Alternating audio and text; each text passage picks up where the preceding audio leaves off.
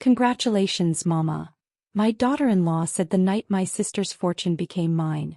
Her smile looked sweet, but her eyes told another story. Hours later, I overheard her planning how to poison me and call it an accident. Most women my age would have crumbled. I poured myself a cup of tea instead and started plotting my own. If you're watching this, hit subscribe and tell me where you are, because what happened next could be the plot of a true crime movie. When people talk about life changing in an instant, they usually mean something beautiful, like holding a newborn for the first time or hearing the words, "You're cancer-free." But for me, life changed twice in the same week. Once with a bittersweet blessing and then again with a betrayal so sharp it nearly stopped my heart.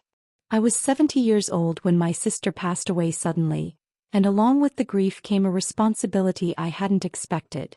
She had no children of her own and she left me her entire estate, $18 million in real estate stocks, and assets that I never asked for and didn't even know existed in that size. People imagine that kind of money landing in your lap as a miracle. But I can tell you, there is nothing miraculous about wealth when it shows up in the middle of mourning. I thought I would be allowed to grieve in peace, maybe lean on the comfort of my family. But instead, the night I told my daughter-in-law Lila about the inheritance, she gave me a smile that felt more like a knife than kindness. "Congratulations, Mama," she said, her voice dripping with something that sounded more like envy than celebration. "Guess money really does change everything." He wasn't wrong.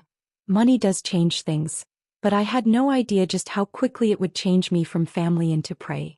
I laughed it off at first, tried to brush it away as nerves or awkwardness, but the look in her eyes lingered with me long after I went to bed. I still remember sitting in the quiet of my room that evening, staring at my sister's old pearls, the ones she left for me in a velvet box. I turned them over in my hand and thought about how life had shifted so fast. A week ago I had been a widow just getting by. Now I was wealthy in the eyes of the world but hollow inside.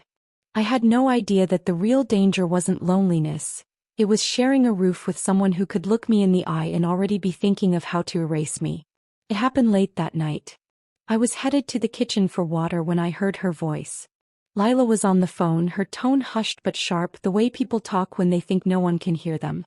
At first, I thought she was complaining about bills or gossiping with her friend. But then her words froze me in place. "It won't be hard. She takes tea every night. A few pills and she'll never wake up. We'll say she slipped in the bathroom. Daniel will believe it, he's too far away to question anything." The cup slipped in my hand and I had to bite my lip to stop a sound from escaping.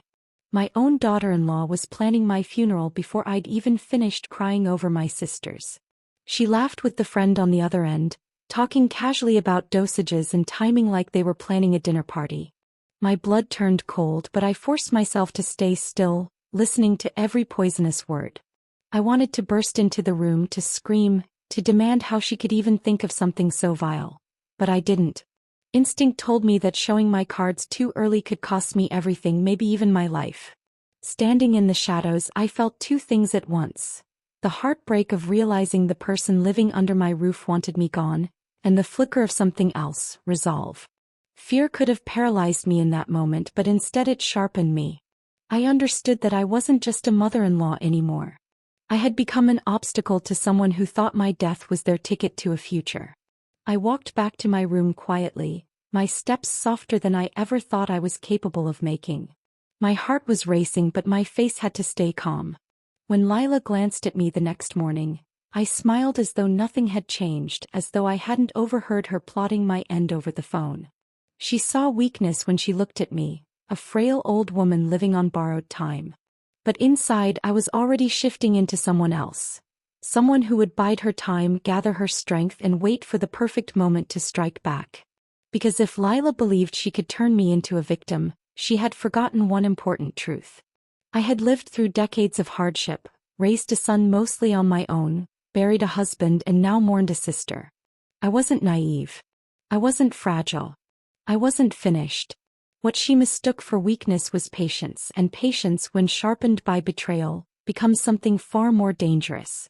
That night was the day my life changed twice. First, when I became wealthy against my will. And second, when I realized that wealth had turned my own family into predators circling closer than any stranger ever could. If you're watching this, Let me know where you're watching from and make sure you subscribe, because what happened next is a story with more twists than you'd ever believe. Lila thought she was playing me, but she was about to learn the one rule you never break. Never underestimate a woman who has already lost everything once. When I woke the next morning, the sunlight felt different, colder, harsher. I looked around my small room and realized nothing about the house had physically changed, but everything inside me had. It's a strange kind of grief when you lose someone who is still alive. That was what I felt for my son Daniel. He was miles away, living the life I had worked so hard to give him, and yet here I was in his home, being quietly erased from the family picture. It wasn't death that made me invisible. It was the woman he had chosen to marry. I thought back to the years when my husband spent most of his time abroad working to provide for us. It was me who held the house together, who nursed Daniel through illnesses, who stayed up late helping him finish essays, who walked miles to save bus money for his school books. Every sacrifice was made with the belief that one day he would stand on his own 2 feet and maybe even look back with gratitude. I never expected riches or luxury, just respect, just the bond between mother and son that I thought was unbreakable. When Daniel announced that he wanted to study overseas, I smiled and encouraged him even though my heart ached at the thought of letting him go. I worked double shifts to help pay his tuition, cut corners on groceries, and said no to myself so I could say yes to him. I still remember how proud I felt sending him off at the airport, waving through tears, whispering to myself it's worth it. One day he'll understand. And when he came back with Lila on his arm, I opened my heart again. She was polished, educated, ambitious. Everything I thought would match his new life. But there was something in her eyes from the beginning, a sharpness that made me feel small. I told myself it was insecurity, maybe nerves. I welcomed her into my home, cooked her favorite dishes, even defended her when neighbors whispered that she looked down on me. She's family now, I would say, because that's what you do when your son's happiness depends on your acceptance. But family, I learned too late, can mean very different things to different people. To me it meant sacrifice, loyalty, forgiveness. To Lila it seemed to mean power, possession, control. And now, with $18 million suddenly attached to my name, I was no longer her mother-in-law. I was her obstacle. That realization sank in slowly, like poison spreading through my veins. Every interaction with her over the next few days took on a new meaning. The way she set my tea down in front of me with an almost too sweet smile. The way she sighed impatiently when I asked about Daniel. The way she glanced at me as though I were a burden taking up space. It was all there before, but I hadn't wanted to see it. Now, after overhearing her plans, I couldn't unsee it. I wasn't Maria the mother anymore. I was Maria the liability, a piece of baggage they were waiting to discard. The grief of losing my sister had already hollowed me out, and now the betrayal of living with someone who wanted me dead left me raw. At night, when the house was quiet, I would lie awake staring at the ceiling, trying to reconcile two truths: that my son loved me and that his wife was plotting my death. The cruelest part was knowing Daniel wouldn't believe me if I told him. Lila had him wrapped around her finger so tightly that my words would sound like paranoia, like the bitterness of an old woman jealous of her daughter-in-law. And so I stayed silent because silence was the only weapon I had left. But silence didn't mean surrender. It meant planning. It meant listening. It meant waiting. If Lila thought I was too weak to fight, then let her think that. If she thought I was too naive to notice, then let her keep underestimating me. Timing, I told myself, would be everything. Sometimes I would watch her across the table and wonder just how deep her hatred ran. Did she see me as a woman at all, or just a roadblock standing between her and the life she thought she deserved? Did she imagine what it would feel like to carry my jewelry, to sell off my sister's estate, to live without the shadow of an old woman in her perfect little picture? Or did she ever stop to consider the irony? That the woman she wanted to erase was the very one who had sacrificed everything so her husband could be the man she married? There were moments when fear nearly swallowed me. When I stirred my tea and wondered if that night would be the night she tried. When I caught her watching me a little too closely, her smile a little too stiff. My body tensed at every sound, every creak of the floorboards, every click of a cupboard door. Living in my own home felt like sleeping in a stranger's trap, never knowing when it would spring. But in that fear was also a fire. I told myself that if I had survived this long, loss, hardship, loneliness, I could survive this too. I was not going to let Lila write the ending to my story. Not now. Not ever. So I smiled when she smiled. I thanked her for the tea I never drank. I nodded when she spoke about Daniel as if I weren't sitting right there. And all the while I was building a quiet wall inside myself. A wall that separated the grieving woman I had been from the strategist I was becoming. Because the truth was clear. My daughter-in-law wanted me gone. But before this was over, she was going to learn that I was not as disposable as she believed. Timing was everything. And when the time came, she would discover that the woman she thought of as baggage was still capable of carrying more than she could ever imagine. It's strange how quickly a house can turn into a theater of danger. I began moving through the rooms as if the walls themselves were listening, because in truth, it wasn't the walls I feared. It was the people inside them. Lila's footsteps, her phone calls muffled behind closed doors, the way her voice dipped when she thought I wasn't nearby. I learned to tune into those small shifts the way a sailor reads the wind before a storm. And one night, my suspicions crystallized into something undeniable. I had been heading toward the kitchen barefoot, when I caught her voice drifting through the crack of the door. She wasn't whispering this time. She was confident, assured, as though speaking to a partner in crime. "All it takes is slipping a few pills into her tea," she said. My heart thudded so loudly I thought it might give me away. "She's frail.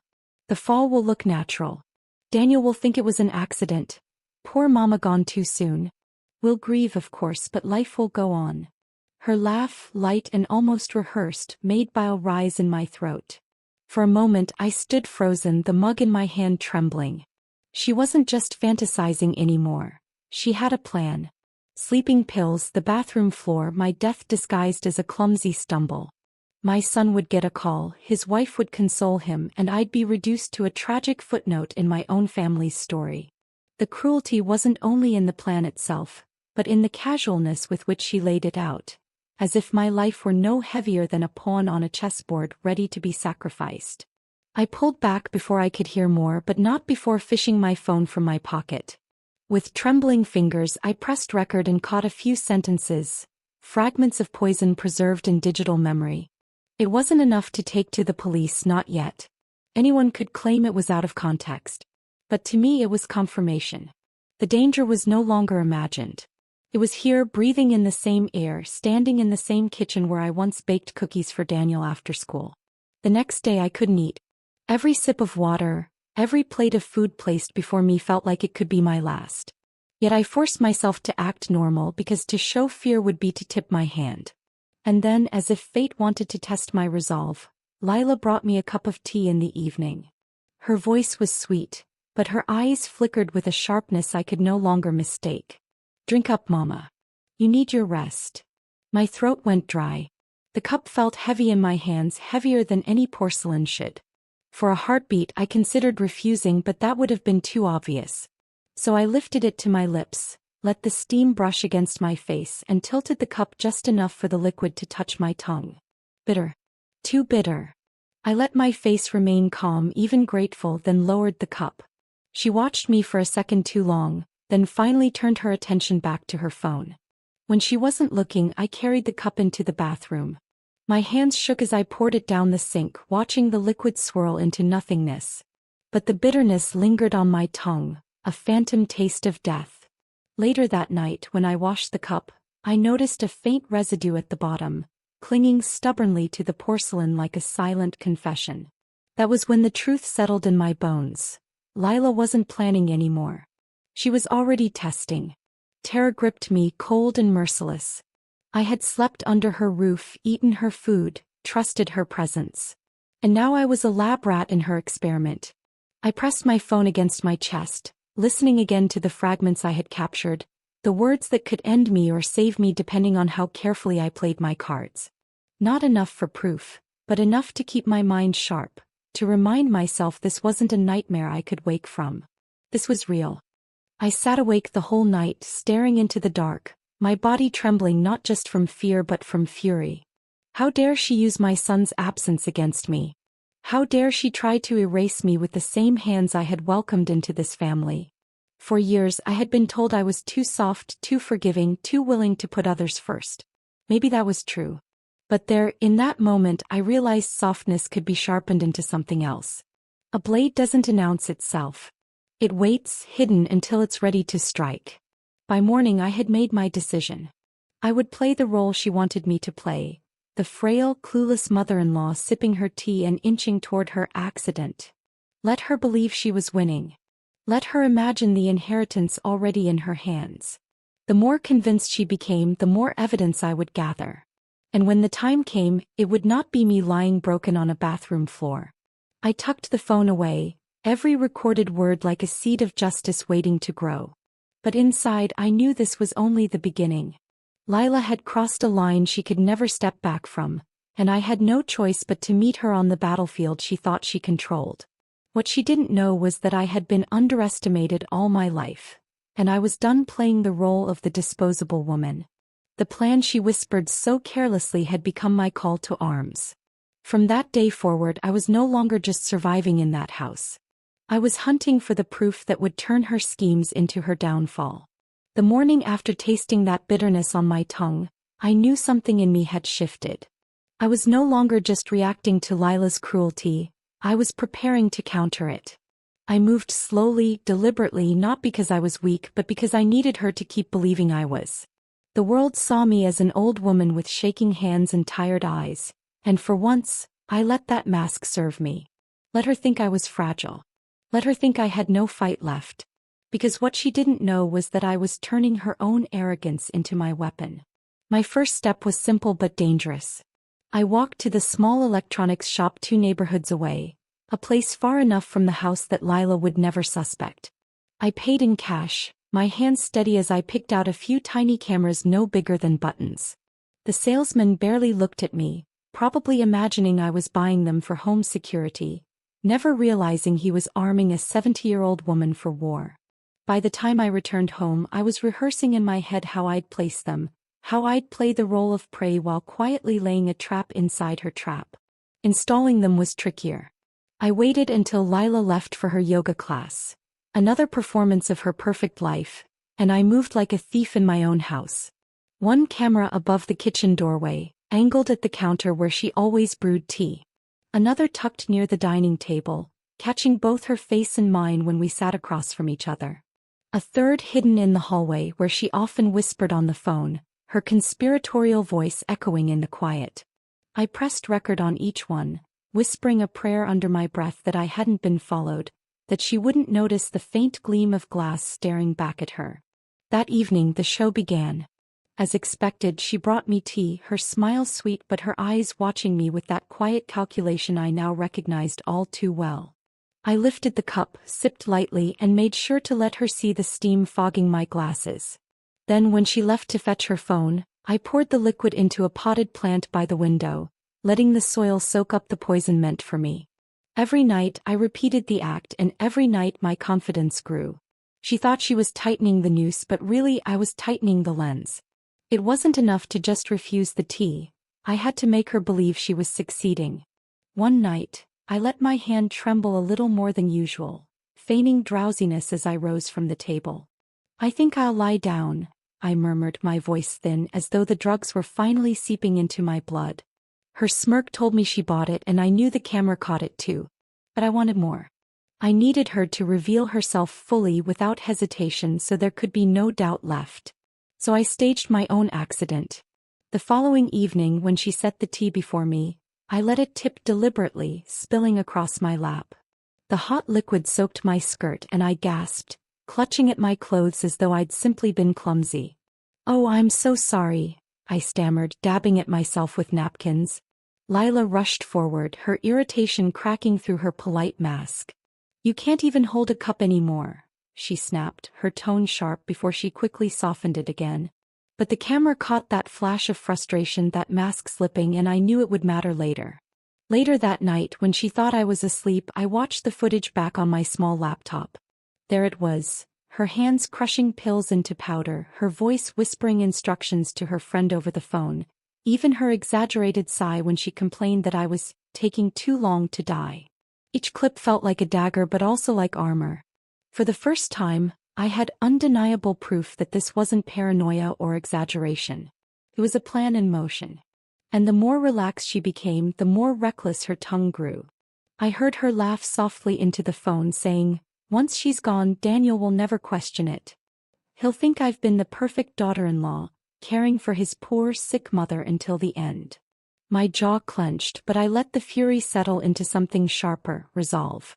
She was writing her own confession word by word, and I was the archivist preserving it.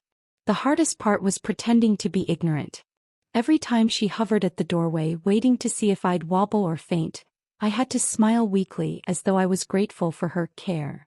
Every time she sighed about how exhausted she was from looking after me, I had to nod, biting back the truth that she wasn't caring for me at all. She was rehearsing my eulogy. But with each performance, my patience deepened, because I could feel the moment approaching when her arrogance would undo her completely. Sometimes I wondered if she sensed it, that maybe my eyes lingered on her too long, or that my voice carried a new steadiness I couldn't quite hide. But then she would laugh, light and airy, and I'd remind myself, she didn't see me as a player in this game. She saw me as the board, something to move pieces across until she reached her prize. That blindness was her weakness, and I would exploit it until the last frame of footage sealed her fate. By the end of that week I had hours of recordings.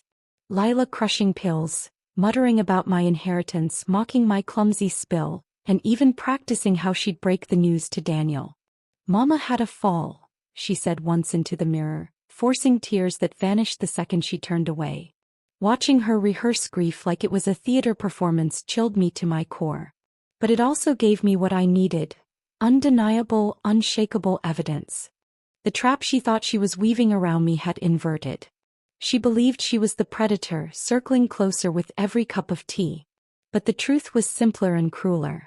With every pill she crushed, every word she whispered, every smile she faked, she was walking herself into my trap. And I was no longer afraid of her. I was waiting. There's a particular kind of loneliness that comes when you know the truth but no one else will believe it. I had the videos. I had the recordings. I had enough evidence to make any reasonable person stop in their tracks. But the one person who needed to see it, my own son, was half a world away and completely under her spell. It took me 3 tries to dial his number. My hands shook, not from age but from the weight of what I was about to say. When Daniel finally answered, his voice carried that familiar warmth, a tone that had comforted me through decades of absence. Yet when I told him gently at first what was happening under his roof, the air froze. He sighed, long and heavy, like a man listening to a child's fantasy. "Mom, Lila says you've been confused lately. She told me you're grieving, maybe imagining things." The words stung deeper than I expected. Confused. Imagining. The woman who rocked him to sleep, who worked 2 jobs to send him abroad, who never once faltered when life demanded sacrifice, now reduced to a fragile mind in his eyes. I wanted to scream, to tell him to open his eyes, but I stopped myself. Anger would only confirm Lila's lies. Instead, I steadied my voice, kept it calm, almost resigned. "Maybe you're right, Daniel. Maybe I am old. Maybe grief does strange things. But if you love me at all, just come home. Don't believe me. Just see it for yourself." There was silence on the line. Then a reluctant murmur. "I'll see if I can arrange something." He was torn, I could hear it, but at least a door had cracked open. That was all I needed. The very next morning, I walked into the small precinct and handed a USB drive to the detective I'd quietly consulted weeks earlier. He watched the footage with furrowed brows, his lips pressing into a grim line as Lila's voice spilled out. Her mocking laughter, her instructions to her friend, her contempt as she called me dead weight. He didn't question whether I was confused. He didn't ask if maybe I'd misheard. He simply looked me in the eye and said, "Mrs. Alvarez will help you. But you have to let this play out." Those words sat in my stomach like cold lead. Let it play out. That meant drinking more tea, smiling through more poison, and letting Lila believe she was still winning. It meant allowing the danger to grow just enough so that when it finally collapsed, it would collapse on her, not me. The detective promised they'd be close by, hidden, listening. But he also reminded me that without Daniel's cooperation, the trial ahead would be brutal. "Get your son home," he said quietly. "He needs to see her for who she really is." So I called Daniel again, this time with less hesitation. I didn't argue, I didn't defend myself. I only said, "Your father worked his whole life for you to have a future. Don't throw it away on blindness. Just come home. Please." I think it was the word please that broke him, because 2 days later I received a message. "Flying out Thursday. Don't tell Lila." When I read those words, relief washed through me, but so did dread. If Lila suspected for even a moment that Daniel was coming back, she might change the plan, or worse, rush it. I had to act as though nothing was different. Every night I still poured away the drugged tea. Every morning I still let her see me shuffle around the kitchen like a woman waiting for the end. But inside my heart was pounding. The board was set. The final move was close. When Daniel arrived, it was under the cover of night. The police arranged a safe entry, slipping him into the back room of a neighbor's house where he could watch the footage himself. I wasn't there when they pressed play, but the detective later told me his face drained of color as he watched his wife, the woman he trusted, crush pills and laugh about my death. I imagine every frame cut deeper than the last. For a moment he resisted, shaking his head, muttering that there had to be an explanation. But then came the part where Lila practiced crying in the mirror, rehearsing how she'd call him to tell him Mama had a fall. And that was the breaking point. By the time he came to see me, Daniel's eyes carried a weight I had never seen before. Not the weight of work or responsibility, but betrayal. He sat on the edge of my bed, his hands buried in his hair, whispering, "How did I not see it? How could I have been so blind?" I didn't gloat. I didn't remind him of the times I'd tried to warn him about her coldness, her ambition. I simply placed my hand over his and said, "Now you see. That's all that matters." The police advised us to keep his return secret from Lila. She had no idea he was in the country. To her, Daniel was still miles away, unreachable, believing her every word. That ignorance was our weapon. Together with the detectives, we set the final stage. One last dinner, one last poisoned cup, one last chance for her to prove exactly who she was. The hardest part was acting normal around her in those final days. She hummed in the kitchen, poured me tea, and asked casually if I'd updated my will, now that my life had changed. Her audacity was breathtaking. But I nodded, smiled, and let her believe the end was in sight. Because what she didn't know was that the end was already waiting for her, and this time, Daniel himself would be watching. I could feel the climax approaching, like a storm building on the horizon. My son was home. The police were ready. The cameras were still rolling. All I had to do now was play my role one last time. The frail, oblivious mother-in-law too naive to see danger. The trap was set, and soon the predator who thought she was winning would discover she was already in the jaws of her own destruction. The night of the dinner, my house felt colder than usual. Maybe it was the silence before the storm, or maybe it was the way my heart pounded against my ribs, reminding me of the danger in every breath. Lila moved around the kitchen like a queen hosting her final banquet, humming softly as she stirred sugar into my tea. Her eyes flicked toward me now and then, sharp and watchful, but I kept my performance steady, frail, tired, unsuspecting. She thought she had me exactly where she wanted me. When she placed the teacup before me, her smile was as sweet as poison itself. "Special blend, Mama," she said, her voice dripping with faux warmth. "Something to help you sleep better."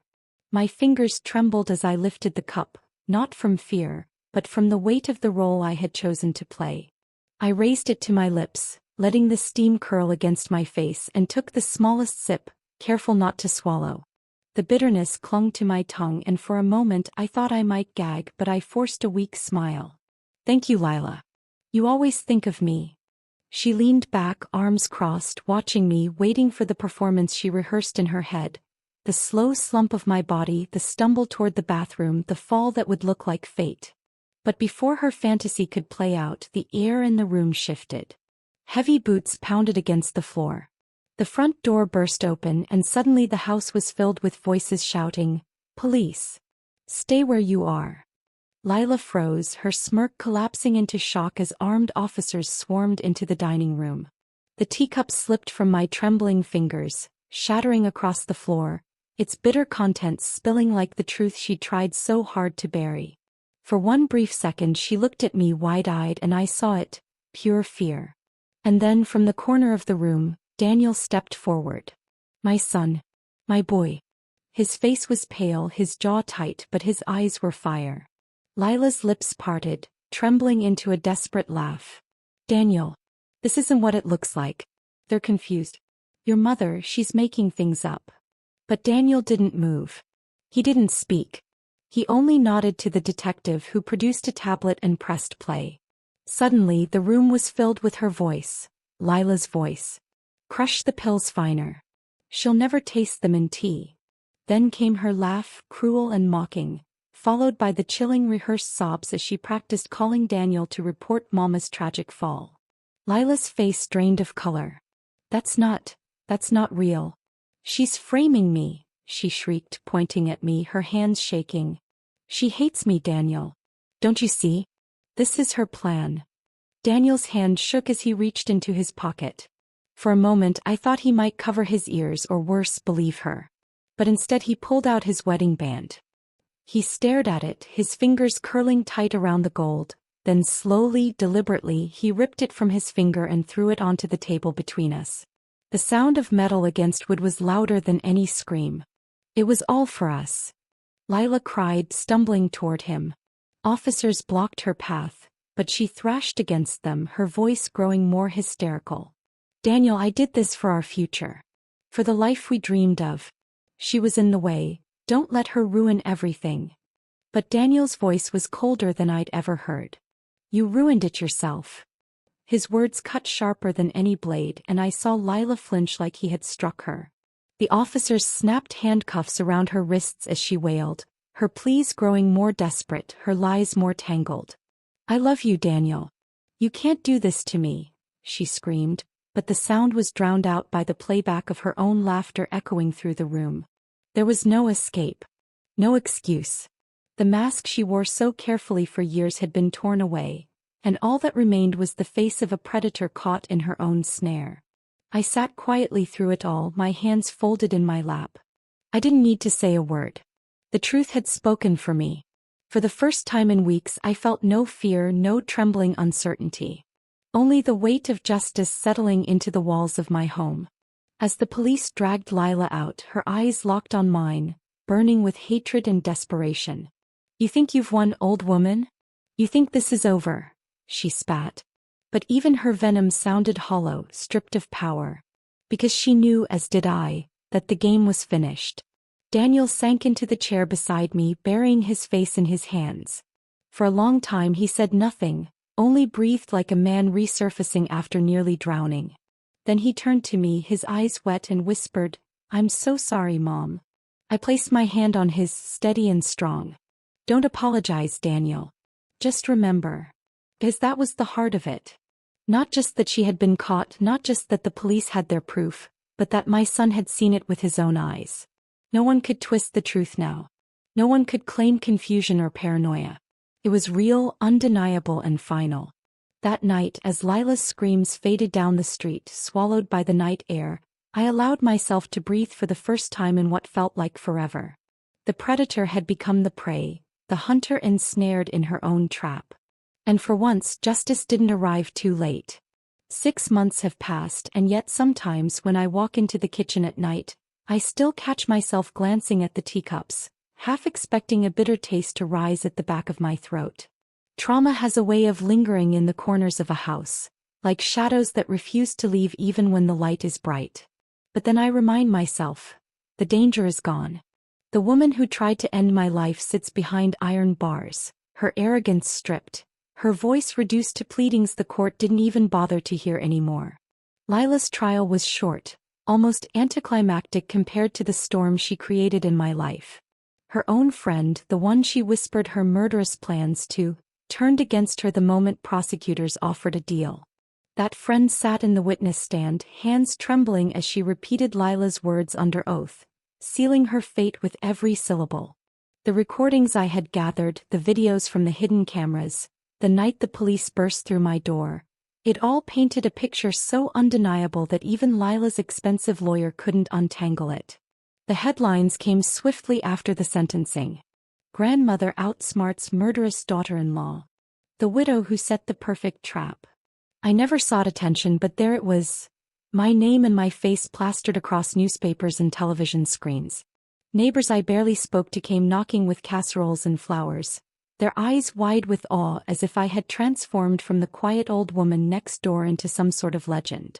I didn't feel like a legend. I felt tired. But beneath the exhaustion was something stronger. Vindication. Daniel struggled the most. My son, who had trusted Lila with his heart, now looked at the ruins of his marriage with disbelief and shame. He apologized more times than I can count, his words spilling out like broken glass. I should have believed you sooner, Mom. I should have seen what she was. I told him what I knew he needed to hear, that love makes fools of us all, and blindness is not always a sin but sometimes a wound. He wasn't the villain of this story. He was another casualty of her manipulation. Still, watching him tear up divorce papers in the courthouse and walk away from the woman he once swore forever to, that was a kind of justice too. Lila screamed in court, calling him a traitor, insisting she did everything for their future.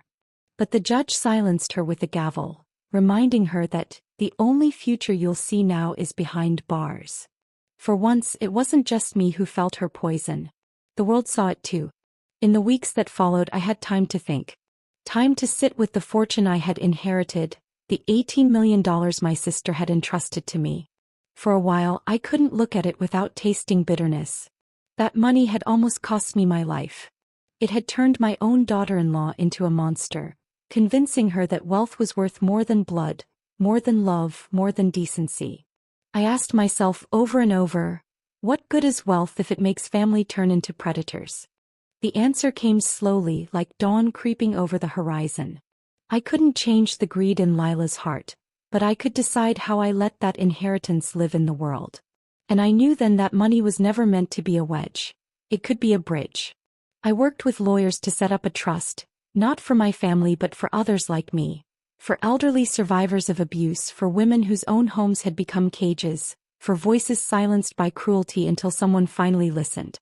If money could cause harm, it could also be repurposed to heal. The media called it poetic. The perfect ending to a perfect trap. But for me, it was simply survival turned into meaning. Because I refused to let Lila's betrayal be the final note of my life. She thought she was writing my obituary. Instead, I rewrote my story. Daniel helps me now, visiting often, more present than he has been in years. Sometimes I catch the guilt in his eyes, but I squeeze his hand and remind him, we both survived her. And in truth he did. She didn't just want me gone, she wanted all of us ensnared in her greed. He escaped her web just in time, and I will always thank God for that. I live by the coast now, in a smaller home where the sea air carries away the last traces of poison from my lungs. At night, I sit on the porch and listen to the waves, remembering the woman I was before all of this. The grieving sister, the vulnerable mother-in-law, the prey. And I smile because I know better now. He thought I was powerless. She thought I was just an old woman standing in her way, waiting to die quietly so she could inherit my fortune. But what she never realized is that I was never the prey. I was the trap. And she walked straight into it.